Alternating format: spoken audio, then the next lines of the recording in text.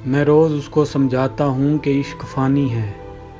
वो फिर से ख्वाब मोहब्बत के बोने लगती है। और ऐसी लड़की से कौन बहस का ख़तरा मोल ले, जो लाजवाब हो जाए तो रोने लगती है। बिछड़ने का कहा तुमने मज़ाकन, कसम अल्लाह की मैं तो डर गया था।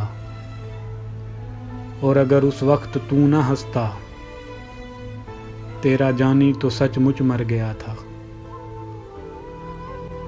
मैं ख़ानदान की पाबंदियों से वाकिफ़ हूँ। खुदा का शुक्र है उस शख्स ने वफ़ा नहीं की।